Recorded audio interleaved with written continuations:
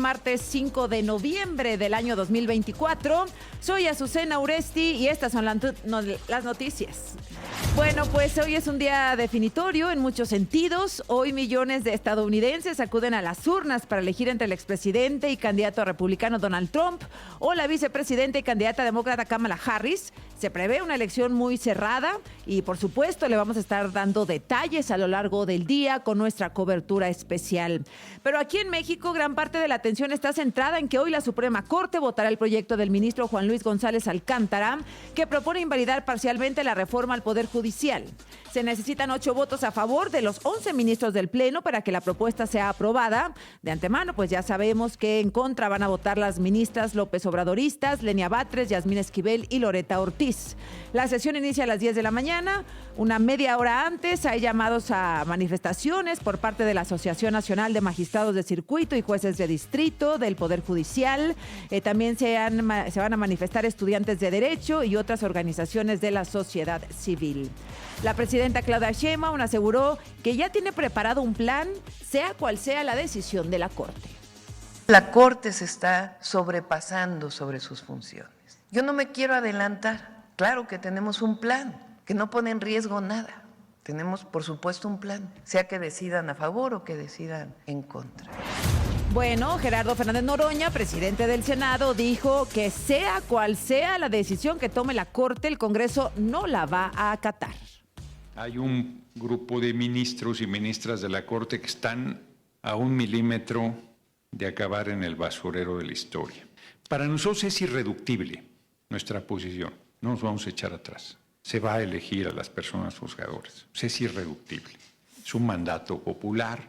Bueno, pues vamos a ver qué deciden los ministros de la Suprema Corte. Mientras tanto, la ministra presidenta dedicó un mensaje a los trabajadores del Poder Judicial, quienes dice han sido víctimas de calumnias.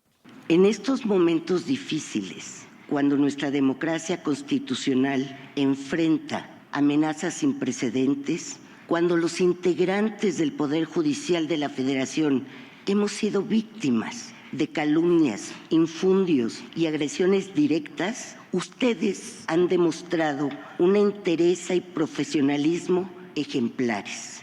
Lejos de amilanarse ante la adversidad, han redoblado esfuerzos, manteniendo intacta la integridad y la dignidad que caracteriza a nuestro Poder Judicial Federal. Los comités de evaluación del Poder Ejecutivo, Legislativo y Judicial ya publicaron las convocatorias para el registro de aspirantes a competir en la primera elección judicial, la de junio del 2025. Estarán en disputa 881 plazas de jueces, magistrados y ministros. El registro de aspirantes empieza hoy y termina el 24 de noviembre. A pesar de las críticas de la presidenta, que lo califica como excesivo, el INE aprobó su proyecto de presupuesto para el 2025, 40,500 millones de pesos, de los cuales 3,205 millones serán destinados para esta elección judicial. No estoy de acuerdo. No entendemos cómo es que habían dicho que máximo eran 7,000 millones de pesos y ahora están prácticamente duplicando. Entonces, creemos que se puede hacer con menos recursos. En medio de este conflicto en la reforma al Poder Judicial, la Cámara de Diputados dará el miércoles mañana la declaratoria de publicidad de 3 dictámenes, entre ellos el de la extinción de los organismos autónomos, que va a ser discutido la próxima semana, según informó Ricardo Monreal. Tenemos el relativo a los órganos autónomos, que también plantea función y extinción, y vamos a recuperar el dictamen de la reforma constitucional. Entonces es probable que estas 3 puedan estar saliendo, si es que así lo deciden las mayorías calificadas y las legislaturas de los estados, entre más o menos el 11 y el 14 del mes de noviembre. Bueno, y ahí en la Cámara de Diputados escuche cómo justificaron el voto fantasma del diputado morenista Pedro Aces, que no estaba en el recinto, pero su voto sí apareció a favor de la reforma de supremacía constitucional. El también morenista Sergio Gutiérrez Luna aseguró sin ningún pudor que se trató de una intermitencia en el servicio de Internet. Una intermitencia técnica que no trascendió en lo parlamentario, porque no quedó registrado el voto en Gaceta, que además no era algo que tuviera trascendencia sobre el resultado mismo de la votación. Fue una intermitencia en el sistema internet del proveedor, y esa intermitencia se presenta a veces cuando por equivocación algún diputado utiliza una tableta que no le corresponde. A veces se carga momentáneamente el voto, se revisa y ya no fue contabilizado. Bueno, ayer fueron asesinadas en México 69 personas. Los estados con más ejecuciones fueron Guerrero con 7, Guanajuato, Morelos y Puebla con 6 y Jalisco con 5 asesinatos. Y es que en Guerrero el infierno no tiene fin, pues en redes fue publicado un video en el que habla uno de los 17 desaparecidos en Chautipán. Es un jovencito de 14 años que, evidentemente forzado, asegura que están secuestrados por realizar labores de vigilancia para un grupo criminal. Nos andan buscando porque nos perdimos, porque nos mandaban aquí en el territorio de los ardillos a checar las calles, los carros, donde los veían armados, les tomaban fotos y para que le pasaran formaciones a Don Trini, a Willis, a los Tlacos, al 13, al Coco, recomendaciones les pasábamos. 14 años de edad, está secuestrado desde mediados de octubre junto con 16 personas más. Ahí mismo en Guerrero, en el poblado de Tres Palos, 6 integrantes de una familia fueron asesinados al interior de su vivienda. Los delincuentes también incendiaron un cuarto y 2 vehículos. Según testimonios, la familia se dedicaba a atender un restaurante en la zona Diamante del pueblo. Y de Guerrero a Sinaloa, donde los criminales no dudan en cumplir sus amenazas ante la imposibilidad de las autoridades para contenerlos. La semana pasada le informé que el restaurante La Chuparrosa Enamorada, con más de 15 años de tradición, fue incendiado. Las autoridades prometieron investigar, pero ayer mataron al dueño de este restaurante, a Jorge Peraza Bernal. Apenas el miércoles, Jorge recibió una ovación de pie en el Congreso de Sinaloa tras ser reconocido con el premio al mérito restaurantero. Aunque no dirigió un discurso, ahí se compartió un audio de él en el que expresaba su sentir tras el incendio de su negocio. ¿Qué edad tenía el ave fénix cuando resurgió de las cenizas?